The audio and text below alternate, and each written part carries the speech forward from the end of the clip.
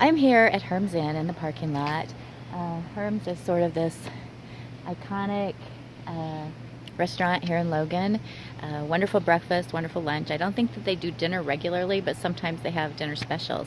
And I wanted to show you a trail that if you just are in Logan and you want to get away from it all, but you don't have time to go up in the mountains, this is a great trail.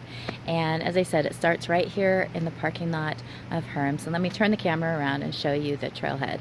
And again, this is a rural, urban, like walking trail. It's not really a hike, but it's beautiful. So you can stop at Herm's and get some breakfast and then head up this trail, or you can do this little hike and then stop at Herm's for breakfast, or you can just wave at Herm's. But it's a good breakfast. And so there's a sign here that says Challenge Course, Utah Conservation Corps. So there is a ropes course up this way as well. And it starts out being a road. It doesn't look like much, kind of looks not particularly inviting.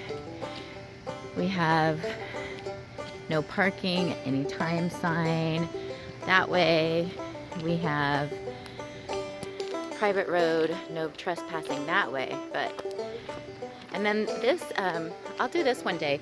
This is actually a sidewalk, but it's a really nice trail towards First Dam. But we're gonna go this way. And again, it doesn't look like much. It doesn't look very pretty. No vehicles allowed beyond this point. But up here, let's see what it says. Stay on trail. Oh, I can kind of be bad about that. I do tend to go off trail. Respect private property, stay on trail. Dogs must be on leash. So I'm gonna walk down this way just a little bit. And first of all, look at those clouds. Up that way, let me see if I can zoom in just real quick. Up that way, that's Utah State University. I haven't walked very far, and already you can see this nice little wildflower garden with black-eyed Susans and cosmos, and it's just really pretty. And look at how green the trail is. I don't know if the sky's gonna come out. Look at that. Look at those clouds. This is really just a nice, refreshing trail. And again, if you don't have much time and you don't want to drive up to the canyon, this is a great little hideaway. Came upon a bunny. Oh, it ran away before I could catch it. I was hoping to show you. It was just sitting there being cute as could be. I'm not going to go up here today, but I just wanted to show you there are a number of paths that lead directly up to Utah State University. This one will take you to the east side of campus. And there's some choke cherries here if you want to have a little snack before you climb the steps. Somebody's put a couple of cairns here. I don't know if you can see this one. It might be too close. There we go. And there's one. This one you'll be able to see better. So, piles of rocks, and typically they're used to mark a trail. In this case, there is a bit of a trail there, but it's probably not one we should be using, because anytime you go on the hills where there isn't an actual trail, it can lead to a lot of erosion. But what a beautiful cairn. Look at that. Over here we have another little natural spring. And I just want to show you over here, there's a trail that goes down to Canyon Road, which is one of the main throughways between the canyon and downtown Logan. And right across from the trail down to Canyon Road, there's another stairway up to Utah State University. And this particular stairway will lead you to mid-campus. So another way to move along this trail, and I just wanted to show you how beautiful it is. Despite how dry it is here in Utah and what a hot summer it's been, it's still really green, and part of that is because of all the natural springs along this hillside. Another little spring. Isn't it cute? Just coming down the mountain. I wanted to show you these funny growths on this is a wild rose bush. And I can't remember what these are called, but they're really, let me see if I can focus that in a little bit. They're really cool. As you can see, they're growing all over this bush. So it turns out, this is really, really cool, that there are these little tiny rose gall wasps, and they overwinter on the rose bush, and then they pupate in the spring. And as they, I guess, grow and eat and emerge, this gall is actually what is formed as the larvae are feeding. So this is kind of the remnant of this rose gall wasp. What I wanted to show you is all these apples here. And I know you're supposed to stay on the path, but there's actually an apple tree right there. And you know, I tend to come and glean all the fruit from trees. So there's this apple tree, and there's also apricot trees. They're not in season now, but they're along this hillside. There's a bunch of apricot trees. And so in the, you know, early summer, I'll come and harvest them. And they're delicious. Now this is the one part of the trail that isn't flat. There's a big dip here, and it goes down. The trail is up behind me, and I came down here to show you this memorial. I'm not even sure how long ago it was, but this whole hillside up here gave way, and there were homes here. And a mother and her 2 children were caught in a horrible mudslide and killed. And it took a while to find their bodies because there was such a massive mudslide, and it was pretty devastating to this community. And it's humbling to remember that you can be sitting in your home thinking that you're perfectly safe, and the next minute your life is snuffed out because the hillside behind you gave way. So I just want to show you a little bit about this memorial, and maybe take a moment to remember the mother and her 2 kids who were killed here. Let me walk you back up. So this is the way back up the trail, but this whole hillside, all this used to be houses along here. And the mudslide that killed the family took out a couple of houses, and then the city actually bought up land and houses and tore them down because they were concerned about the stability of this hillside, which kind of begs the question why there's a nature trail along here.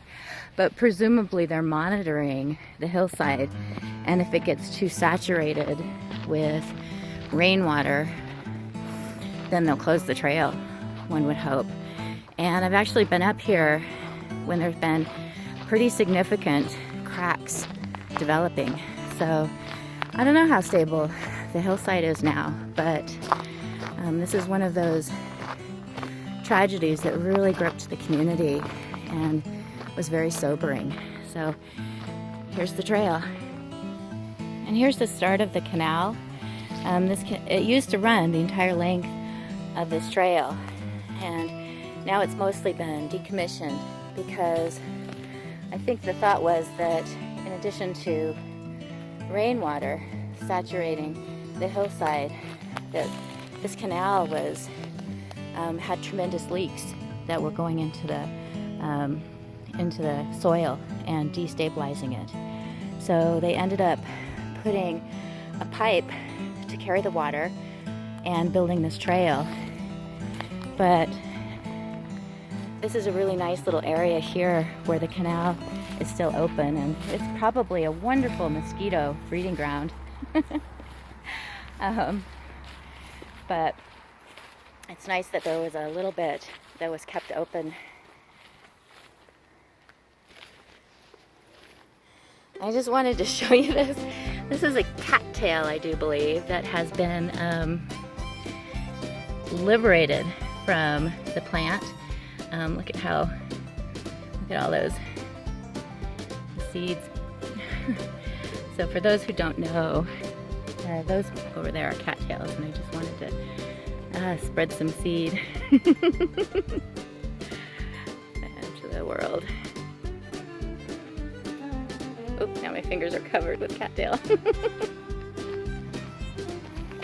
Here's another trail up to Utah State University. Goes across here, and oftentimes this will have water in it. It's pretty dry now, but this is the trail that I tend to go on when I want to go to where the wild apricots are in the spring. You go up this trail just a bit and then veer off it near the top, and there's a whole grove of wild apricots. And this is a really nice little bridge. I was going to say, one of the things that I don't particularly like about this trail, before I get into that, here's another trail down to Canyon Road. So there's lots of ways to access this particular trail, but as I was going to say, one of the things that I don't particularly like about it is that there's a lot of traffic on it, and a lot of bicyclers, and a lot of dogs. And so if you come early, you don't tend to run into that, but if you come, even now, I've passed probably 3 or 4 different bicyclists, and it kicks up the dust, and I just prefer trails where I'm by myself. But again, if you're right in town and you want to get away, this is a really nice little trail. I wanted to get a nice close-up view. I'm assuming most people know what cattails are, but just in case you don't. And once I had collected cattails, I was going to use them as a decoration in my apartment, and I forgot about them, and I left them in the trunk of my car. And when I remembered them, I opened the trunk of the car, and the cattails just exploded out. They had all gone to seed. This is one of the few places on the trail that really opens up, and wow, what an amazing view. It's just fantastic. And you can see we're right along the edge of a neighborhood. This is Canal Connector Trail. No, it doesn't. It says Canal Connector Trail. And again, we have one more little bridge that heads up this way towards campus.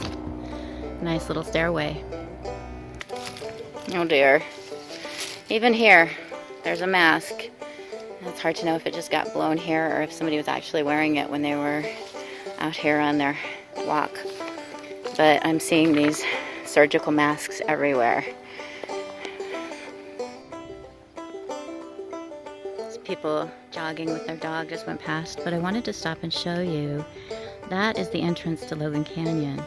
And if you take this trail, it actually will eventually take you there. So one of the reasons there's a lot of bikers along it is because they ride from their home along this trail and then take it right up into the mountain.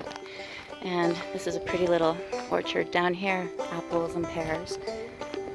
This is a mullein plant. It grows wild here.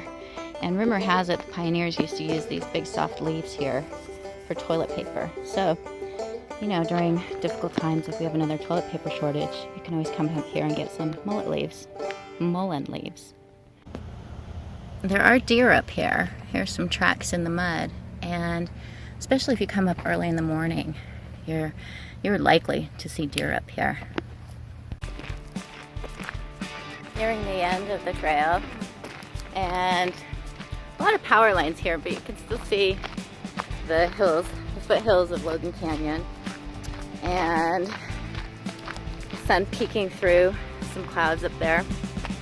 And you'll be able to see how popular Herm's Inn is. It opened about 5 minutes ago.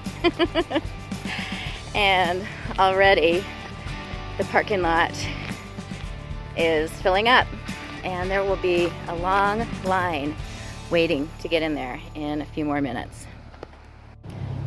Got the beautiful skyline behind me, the clouds, and that was about a 3-mile hike, just a little bit under. And I shouldn't say hike, nature walk. But it didn't take that long because it's not very steep, and even with me stopping and taking video, it took about an hour. So this is a wonderful hike, nature walk. If you're in the valley, if you just have an hour and you want a pretty mild walk, but surrounded by just incredible beauty, this is the way to go. And thanks for joining me. I think one of these days I'll go and explore some of the side trails off of this one. But I'm not entirely sure what this trail is called. I think I'm going to call it the Canal Trail, the Logan Canal Trail, because that seems about as good as any name. I'm sure there's an official name, but I'm going to call it the Logan Canal Trail. So thanks for joining me, and see ya on the trail.